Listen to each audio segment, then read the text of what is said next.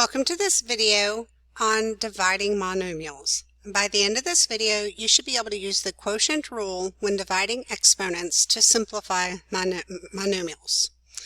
Alright, so to divide a monomial, we're going to use the quotient rule. And what the quotient rule is really saying is when you're dividing two monomials with the same base, you're going to subtract their exponents.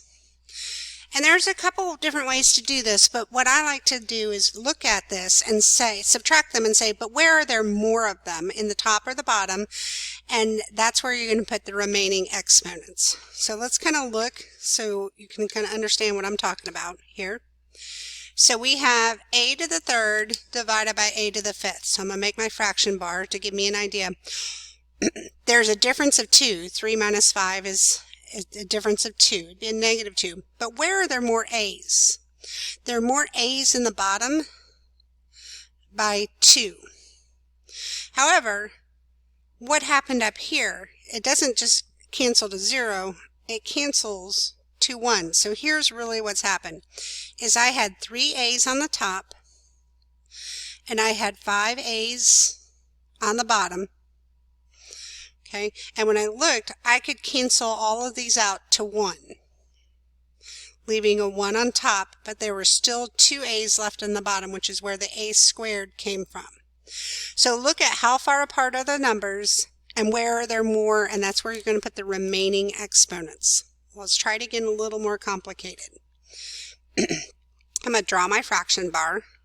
Now we can only do this with like bases, so when I'm looking at the x's, where are there more x's? There's more on top by how many? There's only 2 on the bottom, so there's 4 more on top, so I'm going to say x to the 4th on top. Okay, and then when I look at the y's, where are there more y's? There are more y's on the bottom by 1.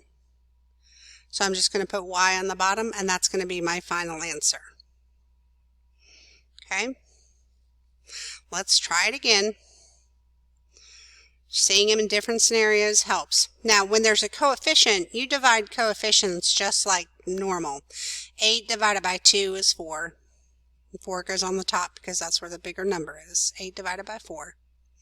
Now, where are there more x's? On the top or on the bottom?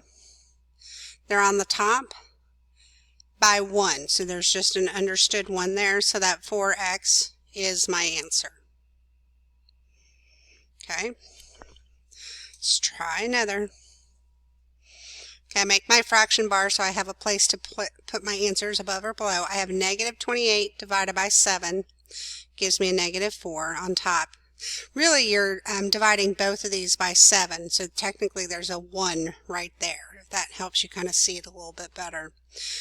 Where are there more c's? Well, there's the same amount of c's on the top and the bottom. That means that this cancels out to a 1, so it just cancels and you don't see it in the answer anymore. And then, where are there more d's? There are more d's on the bottom because 5 is bigger than 3, on the bottom by 2. So I'll put d squared because there was 2 left over if we subtracted. All right. Let's look at another one. Okay, got my fraction. So 4 divided by 12, that's a small number divided by a big number. That's going to be a decimal. So I'm going to just look at reducing the fraction. Do 4 and 12 have a common number? It'd be 4. So if we divide them both by 4, 4 goes into itself once and into 12 3 times. And then where are there more x's? There's more x's on the top by 3. So we'll say x cubed. Okay, now getting a little more complicated. I'm going to draw my fraction bar so I can put answers on top and bottom. 21 divided by 35, that's going to be a small decimal, so we're just going to reduce the fraction. 7 goes into both of those numbers. 7 goes into 21 3 times and into 35 5 times. And then a's, there are more a's on top by 6. And then in my b's, there's more b's on bottom by 3. Okay. Now let's start kind of mixing some of this together. So this is the quotient rule where we're subtracting their exponents, and I'm giving you a little extra help of saying we're going to subtract them and see how far apart they are, and then you're going to put their answer where the more of them are. So it's kind of skipping a step, but it works every time and it's pretty helpful. Now this is the power rule from the previous lesson.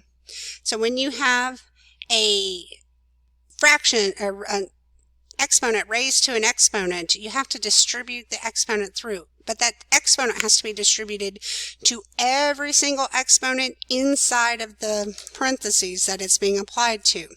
So remember, this coefficient of 2 has an exponent of 1. And this 4 down here also has an exponent of 1, as does this x. So we're going to distribute it to everything. So we have this 2 is going to get distributed to the exponent of 1 on that 2 for 2 squared. Then we have x, and we're going to distribute the 2 to the 3 that's already on the x, which gives us x to the 6th. Then we also have to do the bottom, where we go 2 times the 1 on the 4, so it would be 4 squared. And then x to the 1st, so we're going to apply the exponent there, so we get x squared. Right, so let's start to simplify this down. I do want to write these as the actual numbers. 2 squared is 4x to the 6th. 4 squared is 16, and we have x squared. Now we want to start simplifying. 4 and 16 are both divisible by 4. So on top it's going to cancel to a 1, and on the bottom we'll have a 4. And there are more x's on top by 4, so I'm going to say x to the 4th. You do not have to have that 1 written there if you didn't write it. Don't worry about it. It's an understood number. All right, let's try that power rule again, because it's got to go to everything inside. So we have a 4, and it needs to be squared. You have a c, and it's 2 times the 1 that's on the c, the understood 1, so it's c squared. Then you have d to the 3rd times 2, so it's d6.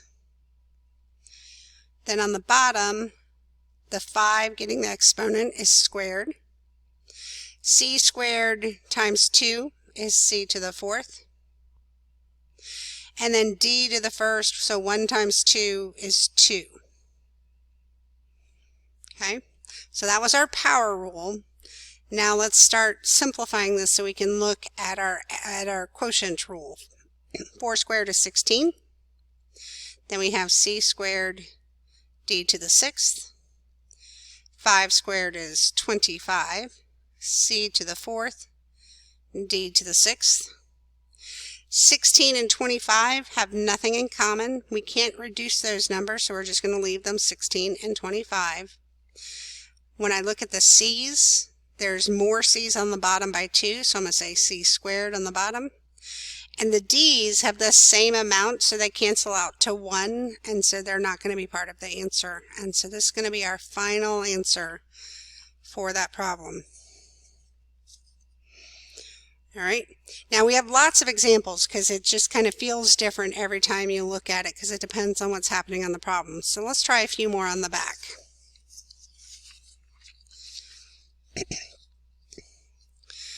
Okay, on number 9, the power rule is only being applied to the top of the fraction because you see the top is the only part that's in the parenthesis. So I'm going to go ahead and apply the power rule and distribute the 2 to the exponent, so that would be 4 squared.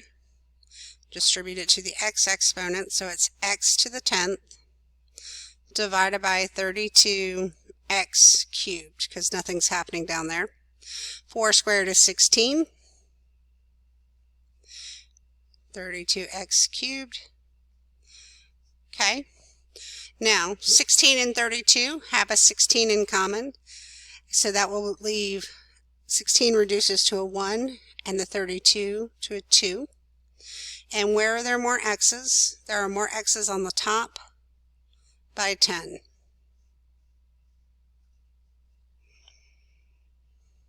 Okay. So number 10 is very similar to number 9, so I'm going to save that one for right now. Number 11 goes the opposite, that it's got the power rule applied to the bottom, so we'll go ahead and look at it. So that means our numerator is not going to change right now. 12c squared d to the 4th divided by the power rule. You've got an exponent next to your parentheses. That means you got to distribute it through to everything. So we got 3 squared c squared d squared. So let's look at this closer to see how to simplify. C squared d to the 4th divided by 3 squared is 9 c squared d squared. 12 and 9 have a 3 in common. So we got a 4 over 3. The c's cancel to nothing, to 1 is what they're canceling to, so they cancel out. And there are more d's on the top by 2. All right. So let's look at a little bit more complicated. And we're going to look at number 13. So we need to find what the top answer is. Then we can have the numerator, then we can start canceling. So there's no power rule here. We're just going to use our product rule. So we have 8 times 3 for 24. Let me give me my fraction bar to write on. C to the 5th times C is C to the 6th because we added our exponents.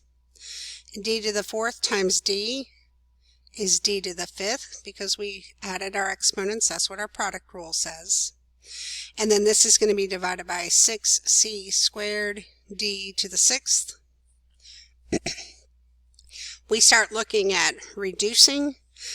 24 can be evenly divided by 6.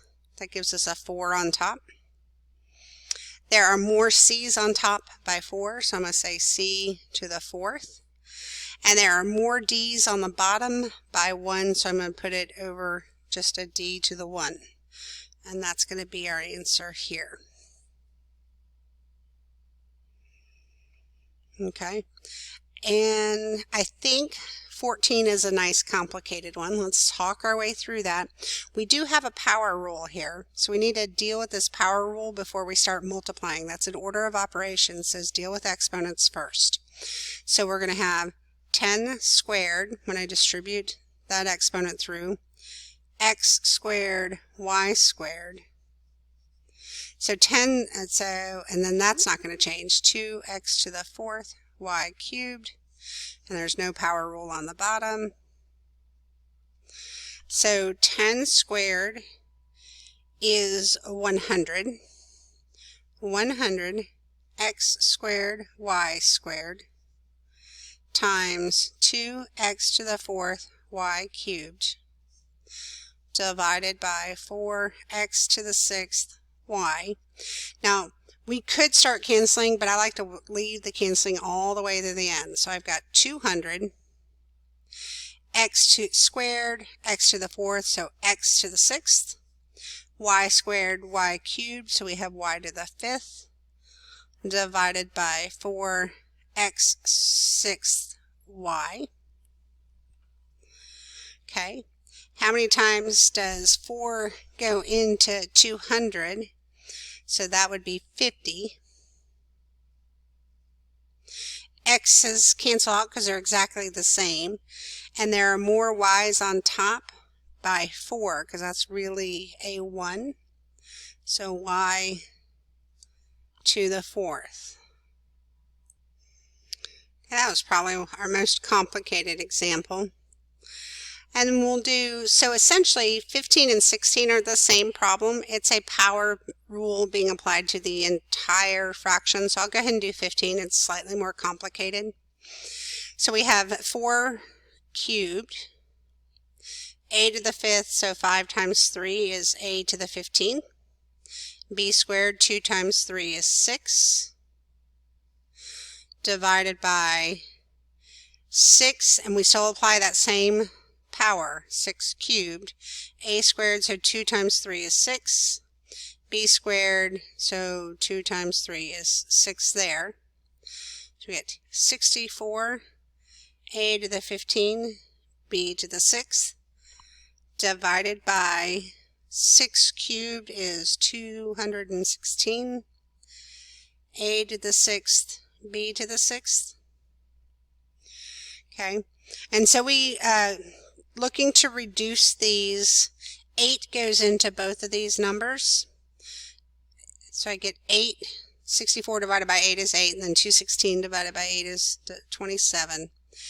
When I look at my A's, there's more A's on top by 9. And my B's are the same, meaning they cancel out to 1 and they're not going to be part of the answer anymore. All right, hopefully that was helpful. Let me know if you have any questions, and I'll see you in class.